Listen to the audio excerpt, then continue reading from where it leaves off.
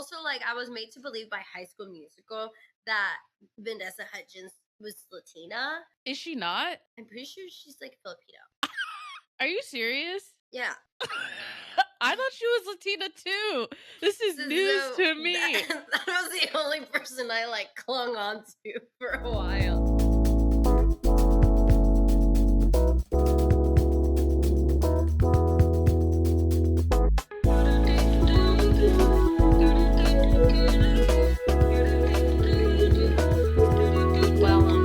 Thanks for your concern. Welcome back to Thanks for Your Concern. You're here with Berenice. And I'm Ella. Hey, what's up? How's it going, Berenice? It's going good. It's going good. I'm caffeinated just the right amount. I had food before I had caffeine, which is like the way that you have to do it, apparently. So I'm feeling good. What about you? Telling you, the food before caffeine thing is a really big game changer. I was like realizing, I was like, oh my god, I'm so anxious. Why am I anxious? And I just realized, like, girl, you have not eaten today. You've eaten like a fucking little bird, like just pecking on things, but you haven't eaten anything. But you have had like 3 cups of coffee. I have gone. I'm a big decaf girly now. Oh, okay. Cause I do really like coffee. So I genuinely like the taste of coffee. I like enjoying a hot cup. It's very like yummies, but I cannot be doing like 4, 5, 6 cups of coffee. I told my cousin from London, he told me he cut back on coffee. And I was like, oh yeah, me too. Like I was just overdoing it. I was doing like 3, 4 cups a day. He's like, dude, I was doing like 2 pots a day, and my doctor told me I had to stop because my heart was getting affected. And I was like, oh, that's hardcore. That is hardcore. You know what has really helped me? So my boyfriend's really into pour overs, right? Like that's the Love only it. way he does coffee. I have a little coffee maker, but he's like, this coffee sucks. So I started doing pour overs, and the pour overs like 1 cup because like it will get cold and then you're Mhm. fucked. And this shit, like you have to measure out time, like it's like a whole experience, right? I'm not a patient person, Yeah. therefore I hated it at the beginning. Now I feel like I'm gaining more patience towards it, but that also means like if I'm trying to make coffee and I'm already like kind of lazy, I'm not about to do that process like 2, 3 times. Like it's 1 cup in the morning and we're done. That's so funny because I'm breaking up with Nespresso because It's not, yeah, it's too expensive. It's it two is. dollars a cup. I can't do that. So I've gotten really into to pour over, but I found the same thing where it's like, oh my god, well, fuck, I gotta boil the water, I gotta measure the coffee, and so it actually does reduce down. But I love it because you can support. There's so many like black owned roasters in Seattle, and Yeah, so those are really fun. I love supporting that small businesses, and like it's like a way that I can like afford it yeah, on a consistent basis. I get that 100%. All right, so shout out pour over coffees. Maybe we could put some roasters that we like in the comments. Oh, I will. I will literally flash them up, okay? Today we're talking about why representation matters. I think I'm also going to drop like my favorite representation when I was growing up and why maybe it wasn't, I'm not going to say good enough, but just like wasn't perfect. But like what was like your favorite Mm. representation growing up? So the thing about representation, like it could really be anything that you're related to, right? Mhm. Like you could really feel like represented by like messy people by a growth journey. Maybe not the right like influence, but you do feel like you can relate. Growing up, I feel like I always looked at I was way into like Disney Channel and like those Mhm. like pop sort of like kid magazines. God, I love that. So I truly believe that that's where most of my like representation came from. Also, like I was made to believe by High School Musical that Vanessa Hudgens was Latina. Is she not? I'm pretty sure she's like Filipino. Are you serious? Yeah. I thought she was Latina too. This is news So to that, me. that was the only person I like clung on to for a while. Well, what's funny is like my friend was like, Ariana Grande is white. And I was like, no, she is not. That is a Hispanic Latina woman. And they're like, no, it's not. And I was literally like gooped and gagged. Yeah, so there were a couple maybe misrepresentations, but like at the time, I felt strongly that I related to them somehow. Which I mean, Vanessa Hudgens is like, she is a woman of color. She was a Disney Channel, like that was Yeah. that was, but it wasn't necessarily One for yeah one. one for one exactly. What was that volleyball movie where they go, si se puede, si se puede? Oh And yeah, I really liked that one. It didn't that is a represent good me, but film. I was like, yes, I love that one. The show that I felt the most represented by is definitely Raven Simone and That's So Raven. I was really into that. I wanted to be a fashion designer at the time. I felt like her parents represented like my parents, because I think this is why representation is so important, is because like people of color or like women aren't a monolith, right? And so sometimes you could have like a black family on television and it not look like your family at all. You know, just because they're black doesn't mean that you necessarily relate to them. And I kind of had like a crossroads of, first of all, being like an immigrant household because I was in a multi-generational household, and being like black American. So it's like, so I don't feel like I always got good representation, but I felt like her dad being funny reminded me of my dad. Oh, see, that's good.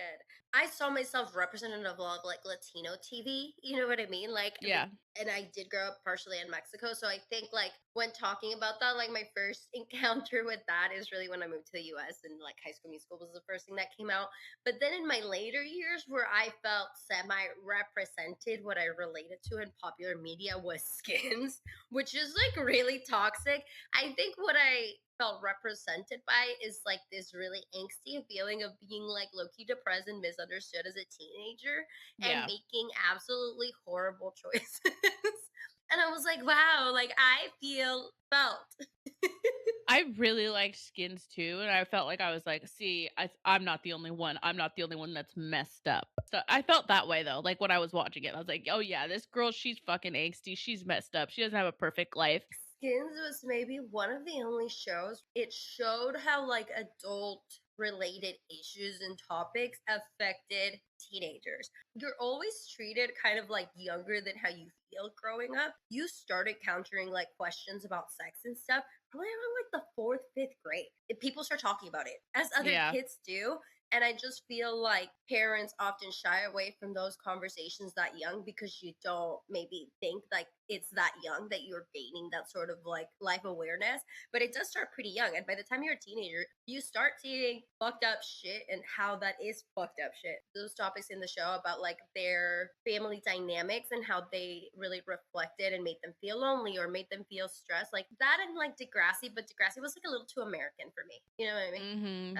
I felt like Skins had a good representation of what you are encountering as like a teenager without making it too pop culture-ish. That's what Degrassi felt. Degrassi felt a little more like pop culture, couldn't relate to the characters that much, but I felt like Skins did a better job of understanding my pain. Yeah. I'm gonna have to go back and rewatch it. I think I'm gonna go in for a rude awakening. I'll be like, girl, I cannot believe you were watching this. Because I watched it so long ago that I honestly couldn't tell you every season's like plot points. I don't remember every season's plot points. I remember certain scenes, but I don't remember it front to back. That's how young I was and how long ago it was since I last watched it. Yeah, I mean, I think that's why Euphoria came out with like a really big bang because a lot of TV shows just don't show a teenage representation for like really fucked up and adult behavior. I watched the pilot of Euphoria and I was like, you know what? I just don't want to go back there. And I know that sounds fucking insane, but I did not realize that I had what I would call, I don't know if it's abnormal, but just like when you're a city kid, a lot of shit is way normalized, okay? And then I went to college with people who like lived in cities where you didn't have to parallel park, meaning there were no fucking streets, right? And I would tell them stories about high school and they were literally like gooped and gagged, like like shocked and awed. And I'm like, bro, this is like some of my more, I would say, like less risque stories. Like I just said that. Like I didn't think there was anything to hide or was crazy about what I just said. Well, because it's like a very minority experience to be really exposed to a lot of things. And it's not just maybe like it is partially to do with the city, but it's also like certain city kids. Like even Yeah. living in cities, some people, even here, like I meet people from New York all the time that didn't really start drinking or anything until they were like 21 or older. You know, people's upbringings just look different. Don't know why we specifically fell into the pocket, but I do believe like it's that sense of otherness. you know? It's what everyone was doing, but it was what no one was doing, or like it was what like I feel like I took it up to a degree that no one was doing. Like everyone did what I did sometimes, but not as often as I was doing it. And it was fucking fun. Like I'm gonna be honest, like running around Seattle going to concerts when they were fucking free. Can you believe that? I am in awe of the amount of music I saw for how affordable I saw it.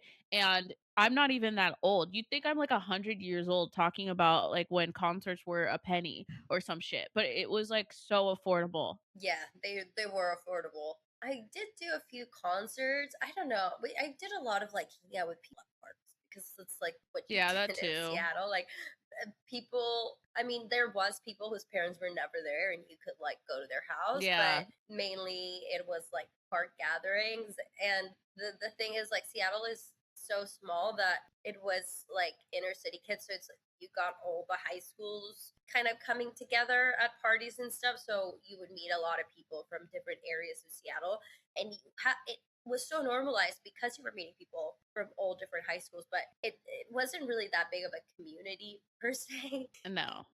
No.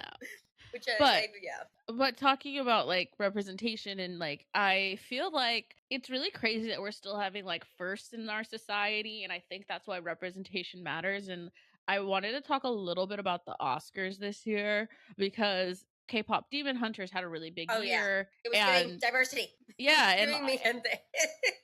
when they accepted the award, they're like, "I'm sorry it took so long to get this type of like representation in animation for our community. It's 2026, you know? Like what?" And then the other moment was this year Autumn Dupont Arcapa won Best Cinematographer. She's the first woman to win Best Cinematography. Now, you would think this is some type of new institution, as if the academies haven't been going on for 70 years. And so I had to go into a deep dive, but I've always known this, but Hollywood, specifically from the crew side of Hollywood, is predominantly a white male industry. It's becoming more diverse now, but specifically in cinematography, the American Society of Cinematographers, which is like the union, like all the cinematographers are there.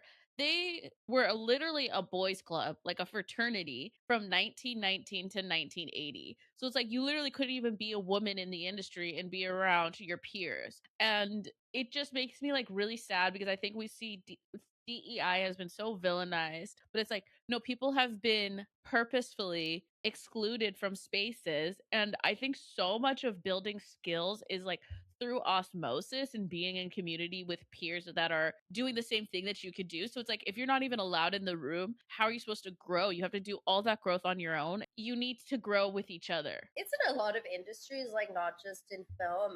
Yeah. It's crazy because like in a perfect world, with like all these, you just would feel like you're more integrated and ahead of the times, and then you have a conversation with a man sometimes, and I'm like, damn, you're not even like listening. I feel like I have to prove my credibility per se to be heard in a lot of spaces where I'm like, why? I like obviously I don't feel the need to do that. I think like growing up I did that a few times, but I believe that when you are taking things away like DI, how do you not see how as a society like women are still like undermined? Because I'm very aware of those things when I have interactions with people, when I'm trying to put in like my 2 cents of a conversation where I know I have an area of expertise over something else, Yeah. and often like not heard or even like passed over, or a man repeats what I have to say and suddenly he's heard. Like those instances have happened to me. I just said that. It feels very interesting where you see women and other unrepresented people feel like it's not needed, where I'm like, who are you talking to? Because I feel pushback all the time. It's interesting how people talk to you before they know your like level of expertise in something. Like someone will talk about, for instance, finance topics. I have a degree in economics. I work in finance. Okay. People telling me shit and I'm literally like, who are you talking to? Because they don't know like my background. And I'm literally just like, oh my God, this person is bullshitting this other man. And this other man, for whatever reasons, like not saying anything. And then I'll just like mention something about I'll just be like a little wary, a little pushback, and then they look at me like I'm fucking crazy, and I'm like, well, I just have to like follow this for work, or this is just like I literally have a degree in this. The tone shifts, so you just like assume that I don't know what the fuck I'm talking about. How could But I you possibly? but you don't even know what you're talking about. You're Yeah. literally giving out what I would say is categorically false. Like you could pull up Google and Google this and this is not correct. So it's just like a really weird dynamic. Have you seen these Doge hearings about people who are suing because of their grant funding being cut? Oh, no. Oh, girl, don't even look into it. It'll get you upset. But basically, they're like, hey, so you cut this grant about Holocaust survivors. Why? It's like, well, because it's a part of DEI. And the lawyer's like, why is it DEI? It's like, well, because it's about Holocaust people, which are Jews. So that's DEI. And they're like, okay. And that's just being cut because they're like, well, it's about a specific group of people, not the human race. And these guys are getting paid like $200,000 a year to like and they have no idea what the fuck they're talking about. My imposter syndrome has like left my body because of what's going on in our government. Let's bring back thinking critically. Bro, my high school, their motto was creating thoughtful, critical thinking citizens. I like And I thought it was so fucking corny in high school. I'm like, critical thinking. What the fuck? Like, why the fuck are we being taught critical thinking? Whoa, didn't know people weren't being taught critical thinking. I think a lot of people aren't. I actually only learned that sort of like terminology when I was like training to teach like race and whatever topics. Like that's really where that comes into play, where it's like, no, you really like have to sit with this and like think about it critically. In a lot of instances in your life, you should be thinking critically. We don't. We often don't. I think something that you were kind of saying regarding like he doesn't even know what he's talking about. I had instances where I have realized like the sort of saying like she believes she could so she did is Yeah. like so applicable because I have watched men just like do things that they don't know what they're doing but they just do it, and I was like, wow, he believed he could and he did. And sometimes you got to take one out of their books and like do that. I think the wide representation kind of comes up with this is because sometimes it's a little bit easier to see someone that you relate to do something and be like, well, she did it, so I can do it. I mean, Yeah. like, women have really like opened the doors for other women, and like even if you don't see that in a very like conscious level, it will be a subconscious thought. If you are socialized knowing that you can be anything because women are doctors and lawyers and so and so and so, you're more likely to pursue those passions. But if you never see yourself represented as, for me, it was like in entertainment and like Hollywood and in specifically like fashion spaces, I just never really like heard of that many Latinos. They are out there and they're striving, okay? They're starting to thrive, but it's mainly like if you think of couture houses, like you'll often think like European. Yeah. One American or two have like made it, but also their names are like so European sounding.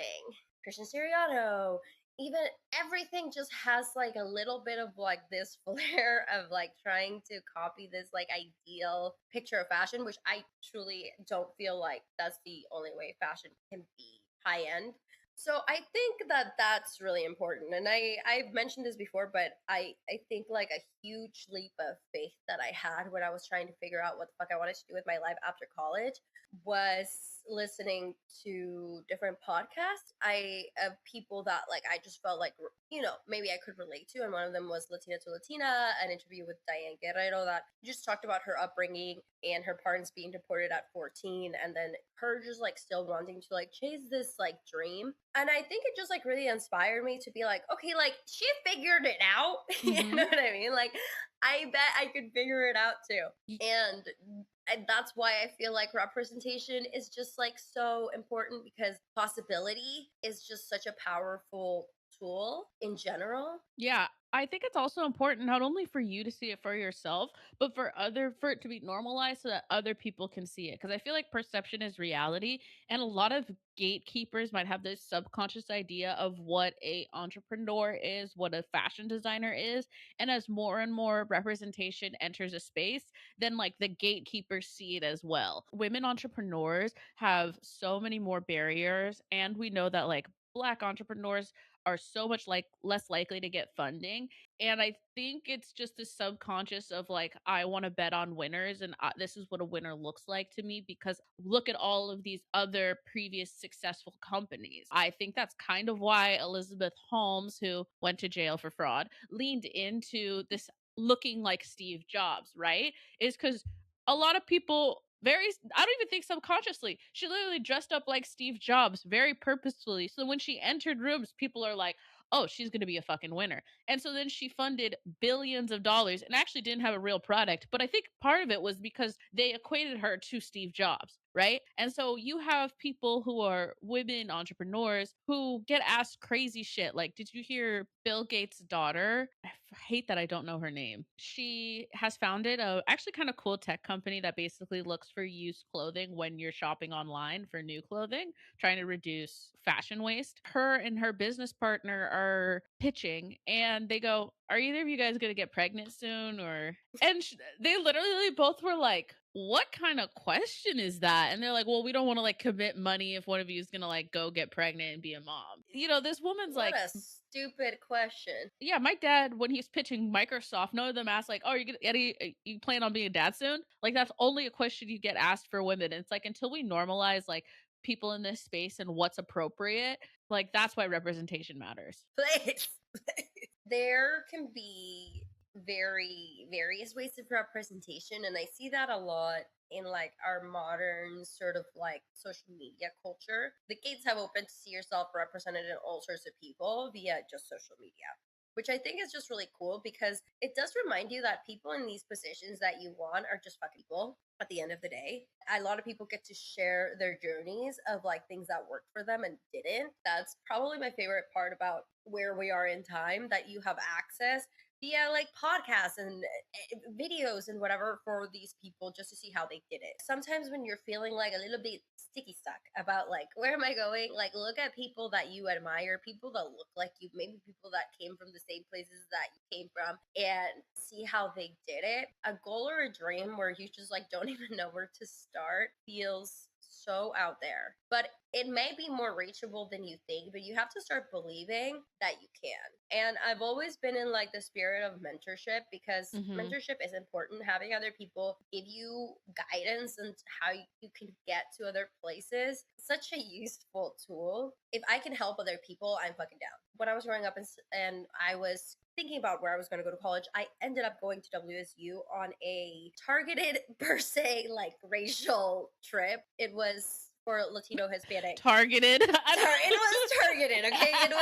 It was for the Latino community, Yes. and they did ones for like Asian Pacific Islanders. Yeah, they did for I went on the same one for. They were targeted, yeah. but like in a good way. You know, they were like Yes. encouraging people of color to see themselves in these spaces and the access to it. And that fucking works because then it's all people that look like you, come from similar backgrounds, maybe speak the same language as you, touring you around a college campus, making you see how they did it, how that's possible.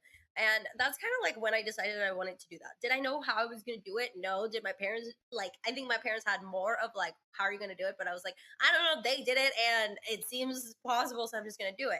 That is why anytime like I can be some sort of pathway to where people want to be, if I can help in any way, I'm down to do that. I feel like that's why representation is so important. I literally, on Monday, the students of the fashion program in Wazoo, they come to New York every 2 years. And I always go. I don't and the main reason I go is really to give people a little bit of a reality check. Like, you gotta get out of there. Not in the way like you should drop out, but in a way like use your summers wisely, because you come out of that program without any contacts other than in Washington.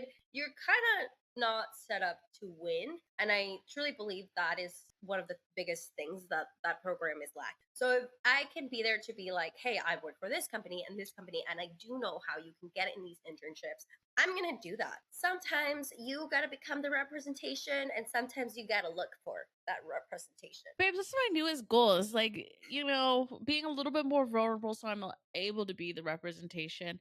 And I think I'm not big on self-help books, but I'm really big on autobiographies. And I think that they've just really helped me with representation and seeing how someone did it or see that other people struggle before they make it. A compelling autobiography isn't the person who's like, this was handed to me and this was really easy and there was no struggle. Like, that's first of all just not the reality. Anything worth having is going to be difficult to procure. But secondly, your path is probably more common than uncommon. As a collective, we have so much shared experiences as human beings with each other. And so, like, for you to be like, I'm the only one who has these sets of circumstances and are trying to do what I'm trying to do, it's just, no, it's not that rare. We don't live that many Yeah. unique experiences in this life. Like, you are a unique person, so it's gonna look different, but like the struggle is not unique. You know, someone's had a 9 to 5 and trying to build a podcast, not a unique one for one experience. At all. So it's always good to have some people you look up to, not idolize, but that inspire you. The recent quote has really been aspire to inspire, and we're going to keep it at that. Personally, I have really related to people that have made past mistakes and really grow. I tend to feel very compelled to this type of people in social media. Like, they're not perfect people at all because they make many mistakes, but you can see their path getting older, growing, reflecting. I even when they're not perfect people and I don't necessarily relate to everything that they're saying, I enjoy seeing how they reflect on the past because I feel like she's represented.